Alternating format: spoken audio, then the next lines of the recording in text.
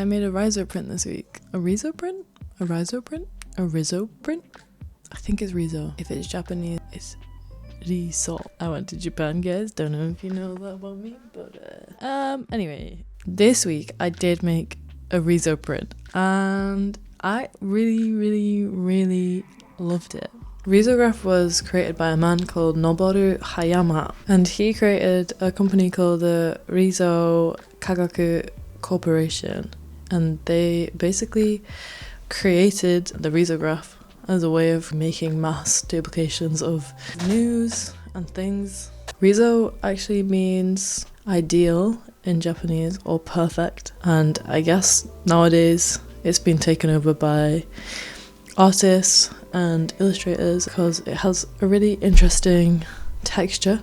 It like prints in like little dots, and because of that it can be like semi-transparent, so you can layer colours over each other, and then where they overlap you can get different colours, and I don't know, it's really cool. A few weeks ago my friend Alice, also known as Paint Soup or Ink Soup on Instagram, basically put on a story saying that she was going to go and do a Riso workshop, and I just asked her where and booked on to the same one. It was at a place called Mark the Printers, which is like a Riso specialist printers, but they do all sorts in Salford, and they were amazing and I had the best time ever.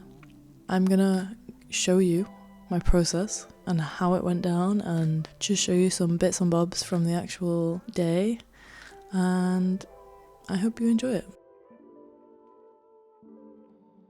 So I knew that I really wanted to do like a parade of characters, as this is something that I kind of always come back to, and I like seeing how my style changes every time I return to it. So then I was trying to do the value thing and I found that really confusing, so I basically line out the whole thing and then tried to colour it in layers. So I was like both colouring the blue and the red at the same time to see how they'd sit with each other. It took me like a while to really get a hang of what I was doing, but I feel like eventually it kind of worked. Also, to get that overlapping texture that kind of emulates what it would look like on Riso, I had the blue layer on normal and then the red layer was set to multiply. So at this point I was really trying to figure out where I can create these kind of shadows. So I noticed that the red and blue together made like a dark purple, and I was really trying to figure out where that would look best to create these kind of cool gradient shadows. And then it was a lot of just fine tuning where I've left it white, how the characters sit together, and yeah.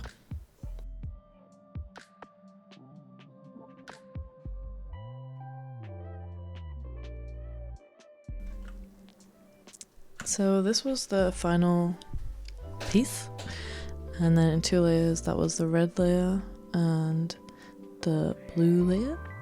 So what I had done is drawn all of these different blues on loads of different layers of different opacities. So there was like a 10% blue layer, a 20%, etc. So I did that for both and then flattened them. And then what I'm doing here is completely desaturating it and turning the brightness to 0, which is like basically grayscaling it. So that is what you run through the printer. So you change like the colour roll, what's it called? That's like the name for it. But you change the colour of the Riso, and then these are the 2 files that you would print. So you print the red and the blue. I hope that makes sense.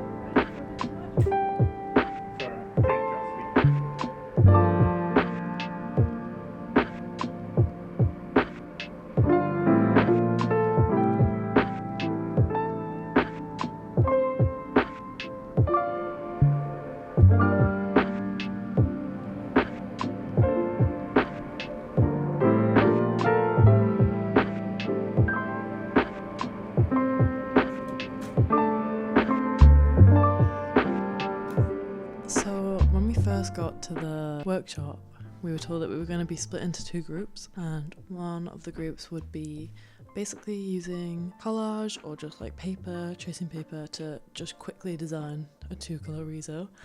And me and Alice were like freaking out because we were like, oh god, what am I going to draw? What am I going to do? Like, it was interesting because I feel like it really brought into the forefront like how difficult I find it to just sit and create. Like, it was good to kind of be forced to push through that. I actually decided to kind of like draw this feeling of dread into like a little character going like, why? So this is how it came out. So I drew the first layer in Posca, and then on top of that just tried out using like a felt tip to like colour the little guy in, and then I printed the red first, which looks like this, and then printed the blue. I didn't really love how this came out at all by any means, but it was again like a really good activity to do and a good exercise to kind of just like get stuff out and be less precious about the stuff that I make. We then had an absolutely lovely little tea break in the garden, which is some of the videos that I was showing at the start of this little bit. They have such a lovely sweet garden, and there's like bees and like all sorts of lovely things. We just sat there and had a cup of tea, and it was sunny and so good.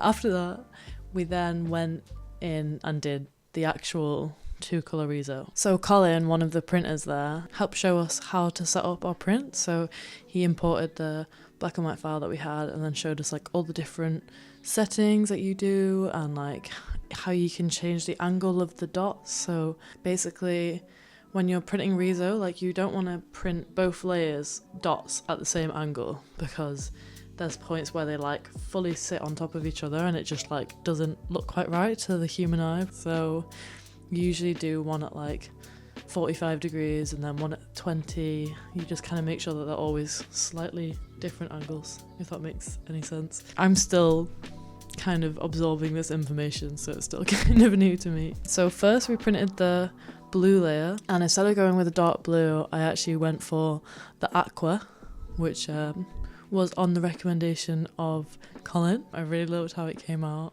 And then after that, printed the orange, and it was done. So this this is the final print.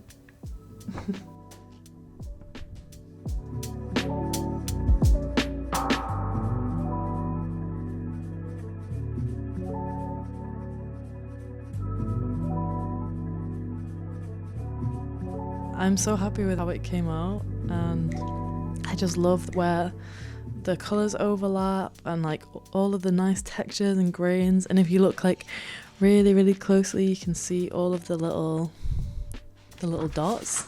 I think I'm definitely gonna do more of this in the future because it was really fun, and I kind of felt like I was just genuinely enjoying just drawing and designing, which isn't always that easy to come by nowadays. Also want to give Mark the printers a like humongous shout out because they made Riso really easy to understand and just put on the most lovely and amazing day ever. And also thank you to Alice for letting me just piggyback onto your artist time. It was really great, and I think you guys should go and check out both of them because Alice is incredible and Mark the Printers is also very incredible. So go check them out. As a bit of like a celebration of me trying this, I really want to do a giveaway of 3 of these little Riso prints.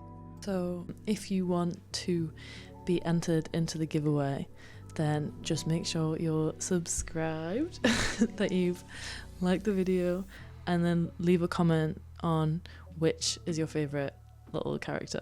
I'll announce the winner next Sunday on the 7th of July.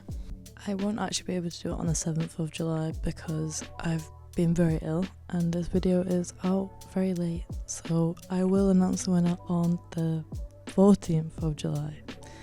Okay, thank you, bye. And yeah, I'll get them posted out to you straight away. Thank you for watching again. I hope you enjoyed this one. I kind of like that it was more of a adventure outside of my confines, and I hope you have a lovely day. Bye.